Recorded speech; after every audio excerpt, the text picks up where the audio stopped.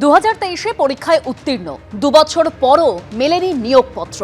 দ্রুত নিয়োগের দাবিতে পথে আইসিডিএস এর চাকরি প্রার্থীরা। সল্টলেকে আইসিডিএস এর ডিরেক্টরেটের দপ্তরের বাইরে বিক্ষোভ, দিন পেরিয়ে রাত অবস্থানে শতাধিক চাকরি প্রার্থীরা।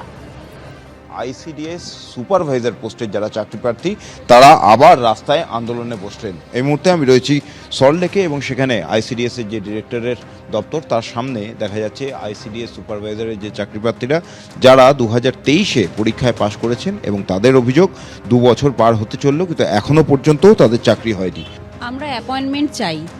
আমাদের 2931 জন চাকরি পেয়েছে। আমরা আইসিডিএস সুপারভাইজার ফ্রেশার্স এবং আমাদের নিয়োগটা একদম স্বচ্ছ নিয়োগ বলেই বোধহয় আজও আমরা রাস্তায় বসে আছি।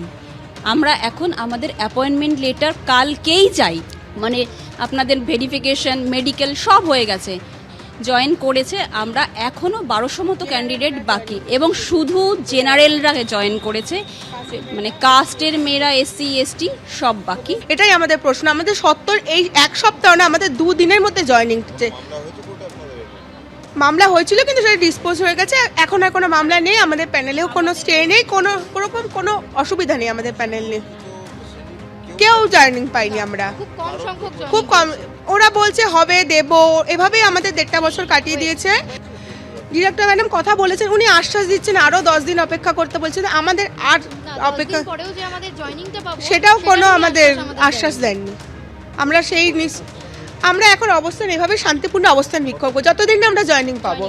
উত্তীর্ণ হয়েছেন তালিকাভুক্ত প্রত্যেকে এম প্যানেল, কিন্তু তাদের বক্তব্য তারপরেও এতটা দীর্ঘ সময় পার হয়ে যাওয়ার পরেও তারা চাকরি পেলেন না এবং সেই দাবিতেই খোলা আকাশের নিচে রাত্রিবেলায় সল্টলেকে এই আইসিডিএস এর ডিরেক্টরের দপ্তরের সামনে তারা অবস্থান আন্দোলন চালাচ্ছেন এবং তাদের যেটা বক্তব্য, যতক্ষণ না তারা চাকরি পাচ্ছেন কিংবা চাকরি পাওয়ার বিষয়ে কোনো নিশ্চিত কোনো ইঙ্গিত তাদের থেকে পাচ্ছেন, তারা এখান থেকে কিন্তু উঠবেন না।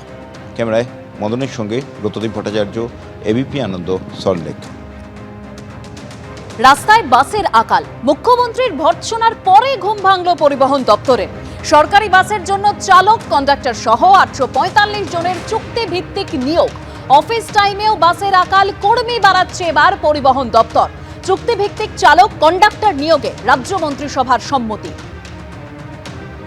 সীমান্তে বাংলাদেশের উস্কানির মধ্যেই মোদি ট্রাম্প কথা। দ্বিতীয়বার মার্কিন মসনদে ট্রাম্প। ফোনে কথা হয়েছে নরেন্দ্র মোদীর সঙ্গে। বন্ধু প্রেসিডেন্টের সঙ্গে বিভিন্ন দ্বিপাক্ষিক বিষয়ে কথা হয়েছে। উন্নয়ন থেকে বিশ্বের শান্তি, সুরক্ষা নিয়ে একসঙ্গে কাজ করব। মার্কিন প্রেসিডেন্টের সঙ্গে কথা বলার পরে পোস্ট করেছেন প্রধানমন্ত্রী নরেন্দ্র মোদী।